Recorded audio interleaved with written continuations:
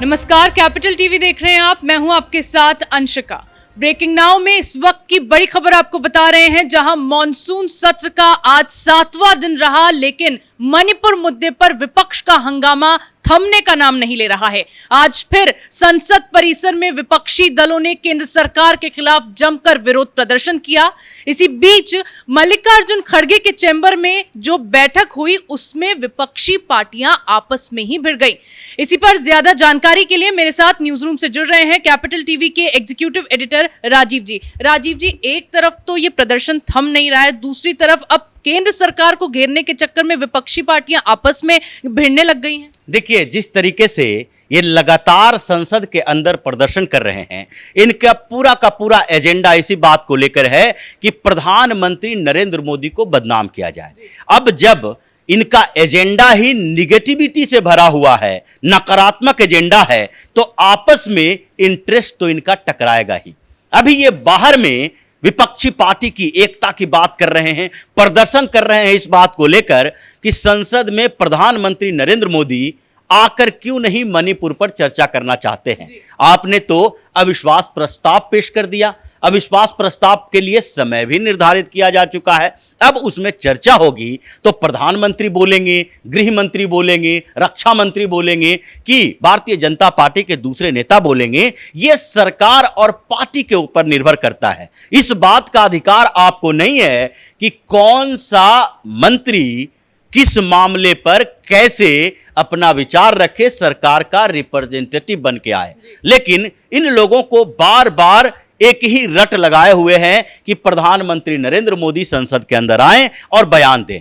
बात यहीं से शुरुआत हुई और दूसरा मामला और एक चल रहा है संसद के अंदर। इन लोगों ने एक और हंगामा शुरू कर दिया है कि जब नो कॉन्फिडेंस मोशन सामने लाया गया है, पेश हो चुका है, तो ऐसे में सरकार का कोई अधिकार नहीं है कि वो कोई भी बिल पेश करे, क्योंकि इनका मानना है कि नो कॉन्फिडेंस मोशन में अब ये तय है कि सरकार जा सकती है, गिर सकती है। तो ऐसे में जब सरकार के गिरने की नौबत है तो वो कैसे कोई बिल पेश कर सकते हैं और पारित करवा सकते हैं। लेकिन अब यहां पर बात यह है कि नो कॉन्फिडेंस मोशन जो लाया गया है वो तो सिर्फ चर्चा के लिए लाया गया है। इसमें कहीं भी कोई भी ऐसा आंकड़ा नहीं दिखाई पड़ रहा है कि ऐसा कोई चमत्कार हो जाए कि भारतीय जनता पार्टी के सांसद भारतीय जनता पार्टी की सरकार के खिलाफ ही वोट दे दें। तो फिर विपक्ष किस आधार पर इस तरह के दावे कर रहा है कि बिल नहीं आना चाहिए, नो कॉन्फिडेंस मोशन है? ये दावा नहीं है, ये नियम कानून के जाल में फंसाने की कोशिश कर रहे हैं। ये चाहते हैं कि ये नियम कानून बने हैं कि अविश्वास प्रस्ताव आ रहा है, जैसे किसी को हटाने की प्रक्रिया चल रही है, स्पीकर को हटाया जाना है तो स्पीकर कोई बड़ा फैसला नहीं लेगा। ये नियम कानून जो है उसको तोड़ मरोड़ कर पेश करने में माहिर हैं और इसलिए इन लोगों ने बिल को रोकने के लिए ही अविश्वास प्रस्ताव लाया कि हंगामा चलेगा संसद में, तब तक बिल पेश ना हो और उसके बाद जब नो कॉन्फिडेंस मोशन पर चर्चा होगी, 3-4 दिनों तक चर्चा हो, प्रस्ताव पारित तो होना नहीं है, क्योंकि भारतीय जनता पार्टी के अकेले इतने सांसद हैं कि इन लोगों की औकात नहीं है कि सरकार गिरा सके। लेकिन इस बीच जब इन लोगों ने अविश्वास प्रस्ताव पे बात की, बाहर में हंगामा किया और एक नई डिमांड लेकर आए कि सुप्रीम कोर्ट के पूर्व जज से इस पूरे मामले की जांच करवाए, क्योंकि इन लोगों को पता है कि सुप्रीम कोर्ट के जज कौन होते हैं, कौन लोग इस सिस्टम का हिस्सा हैं जो बार बार प्रधानमंत्री नरेंद्र मोदी के खिलाफ फैसले दे रहे हैं। वो लोग जो कि भीमा कोरेगांव मामले में 5 साल से जो गुलजाल्विस फरेरा जैसे लोग अंदर थे, जिसके ऊपर आरोप है कि वो पीएम मोदी की हत्या कराना चाहते हैं। लेटर लीक हुआ था कि कैसे प्रधानमंत्री नरेंद्र मोदी की हत्या की जा सकती है, राजीव गांधी की तरह रैली में कोई बम विस्फोट कर दिया जाए और उसके लिए 8 करोड़ रुपया रिलीज किया जाना चाहिए। ये कम्युनिस्ट पार्टी के कुछ लोग हैं जो समर्थक भी हैं, सिंपैथाइजर भी हैं, उसके लिए काम करते हैं। अर्बन नक्सल्स जिसको कहा जाता है, उसको सुप्रीम कोर्ट ने जमानत दे दी कि बहुत दिन हो गया है, ये लोग 5 साल से अंदर हैं, अब इनको जमानत का अधिकार मिलना चाहिए। वैसे सुप्रीम कोर्ट के पूर्व जजों से इसकी जांच कराई जानी चाहिए ताकि ये लोग सरकार के खिलाफ कोई सबूत लाकर इन्हें दें और जिसे चुनाव में उपयोग किया जा सके। इनकी डिमांड नई नहीं है, लेकिन सबसे बड़ी बात है कि ये जो डिमांड करने वाली पार्टियां हैं वो बाहर में तो एक दिखती है, जैसे ही बंद कमरे में बैठक होती है वैसे ही इनकी औकात पता चल जाता है कि एकता कितनी है। जी, विपक्ष का एकमात्र एजेंडा यह है कि 2024 के लोकसभा चुनाव में उन्हें केंद्र सरकार में जो भाजपा है उसको हराना है, मोदी सरकार को गिराना है। तो इस तरह से वो कैसे गिरा पाएंगे, क्योंकि एकता एक तरफ तो दिखाई देती है और फिर अंदर जाके वो आपस में भिड़ने लग जाते हैं। क्योंकि देखिए, ये जो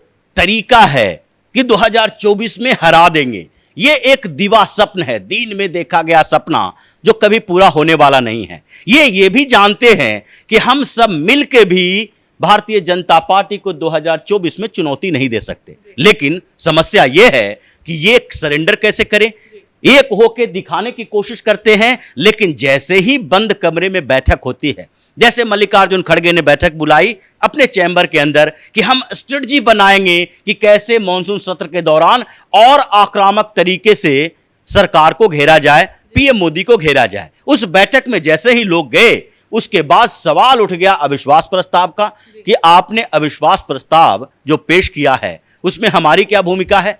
हमारी भूमिका तो सहयोगियों की तरह है कि कांग्रेस आगे आगे चले, हम पीछे पीछे पिछलग्गू की तरह चलते रहें, जबकि ऐसी स्थिति है नहीं। हर स्टेट में अगर देखा जाए तो कांग्रेस जहां रीजनल पार्टियों के साथ गठबंधन किए हुए है, कांग्रेस पीछे है, रीजनल पार्टी आगे है। चाहे बिहार में ही हो, बिहार में लालू यादव और नीतीश कुमार, ये दो गठबंधन है जो बड़े गठबंधन है। कांग्रेस एक छोटी भूमिका में है, सहयोगी की भूमिका में है, जिसे 40 लोकसभा सीटों में से 3-4 लोकसभा सीटों पर चुनाव लड़ने का मौका मिल जाए, इतना ही काफी है। पश्चिम बंगाल में है, भारतीय जनता पार्टी और टीएमसी के बीच टक्कर है। कम्युनिस्ट पार्टी और कांग्रेस पार्टी को पिछले विधानसभा चुनाव में एक भी सीट तक नहीं मिला। तो ऐसे में ये लोग कहते हैं कि सहयोगी पार्टी तो आप हो हमारे राज्य में, और आप ऐसा माहौल तैयार कर रहे हो कि हम ही सहयोगी पार्टी हैं, आप लीड कर रहे हो।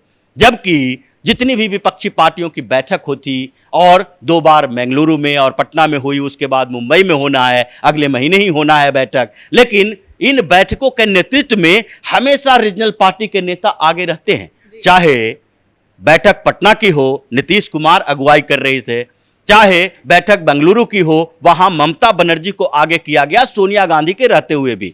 तो ये लोग कभी भी ये नहीं चाहते हैं कि हमारे ऊपर ये आरोप लग जाए, लोग ये सोचने लगे कि टीएमसी, जदयू, राजद या आम आदमी पार्टी, ये सब पार्टियां कांग्रेस के पीछे पीछे चल रही है। इसलिए अरविंद केजरीवाल भी बार बार ये बात उठा रहे हैं कि दिल्ली और पंजाब में लीड आम आदमी पार्टी करेगी, सहयोगी पार्टी कांग्रेस होगी। इसी मुद्दे पर जो स्ट्रेटजी बन रही थी, तो मल्लिकार्जुन खड़गे की परेशानी बढ़ी। अविश्वास प्रस्ताव पर विपक्षी दल आपस में भिड़ गए, क्योंकि विपक्षी दलों का मानना है कि कांग्रेस ने अकेले ही जाकर सदन में अविश्वास प्रस्ताव के लिए नोटिस दे दिया। बिल्कुल यही बात थी, क्योंकि इसके लिए विपक्षी पार्टी के नेताओं से मल्लिकार्जुन खड़गे माफी मांगी। ये क्यों माफी मांगनी पड़ी?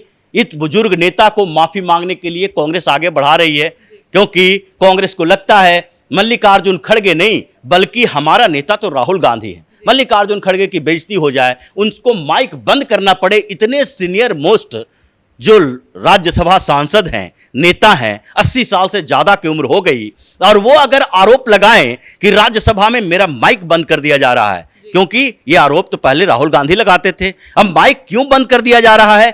क्योंकि आप संसद की गरिमा का ध्यान नहीं रख रहे। संसद में बातचीत का तरीका आपके पास मालूम नहीं है। यही काम डेरेक ओब्रायन ने किया, जो टीएमसी के राज्यसभा सांसद हैं, ममता बनर्जी के चहेते नेता हैं। और जब जगदीप धनखड़ बात कर रहे थे, वो मेज के पास खड़े हो गए, मेज थपथपाने लगे, चिल्ला चिल्ला कर बोलने लगे। इसके बाद धनखड़ साहब ने कहा, अपने सीमा में रहो, आपका दायरा निश्चित है, परंपराओं का ख्याल रखो, गरिमा का ख्याल रखो। इन्होंने माना नहीं और ये कानून का हवाला देने लगे। वो सीट से उठे और कहा कि अब राज्यसभा की कार्रवाई जो है वो 3 दिन तक स्थगित कर दी जाती है, सोमवार तक स्थगित कर दी, कि तुम लोग ये दादागिरी यहां पर नहीं कर सकते। यहां पर नियम कानून की रखवाली करने का अधिकार सभापति का है और सभापति के आदेश को मानना पड़ेगा। एक दिन पहले राघव चड्ढा के साथ भी ऐसा हुआ, कुछ दिन पहले संजय सिंह के साथ ऐसा हुआ, इसलिए संजय सिंह को सस्पेंड कर दिया गया। तो ये लोग जिस तरीके से ये अपने एजेंडा पर चल रहे हैं और पर्सनल इंटरेस्ट इतना हावी है कि पीएम मोदी को बदनाम करने के चक्कर में मॉनसून सत्र खत्म होते होते आपस में ये लोग इतने भिड़ जाएंगे कि फिर ये इंडिया जो नाम रखा है और जो अगली बैठक मुंबई में होनी है, उसमें ये जो 26 पार्टी इकट्ठा करके रखे थे, जो 15 से 26 कर ली सोनिया गांधी ने छोटी छोटी पार्टियों को जोड़कर, ये 26 पार्टी हो सकता है कि 6 पार्टी में तब्दील हो जाए, 20 पार्टियां अलग हो जाए। और इसलिए जितना ये लोग हंगामा करेंगे आपस में उतनी ही फूट बढ़ती जाएगी। जी बिल्कुल, बहुत बहुत शुक्रिया तमाम जानकारियों के लिए। तो लगातार मॉनसून सत्र में विपक्ष का हंगामा जारी है। विपक्ष की एक ही मांग है, मणिपुर मुद्दे पर पीएम मोदी का बयान, और इसी को लेकर केंद्र सरकार को लगातार घेरा जा रहा है। और अब पीएम मोदी को घेरने के चक्कर में विपक्षी पार्टियां आपस में ही भिड़ने लगी हैं। ऐसे में अब देखना यह होगा कि अगले महीने मुंबई में होने वाली विपक्षी दलों की जो बैठक है उसमें इन हालातों के बाद कितने विपक्षी दल एक साथ एक मंच पर एकजुट होते हैं। इस बड़ी खबर में फिलहाल मेरे साथ इतना ही। कैमरा पर्सन अशोक के साथ मैं अंशिका, कैपिटल टीवी।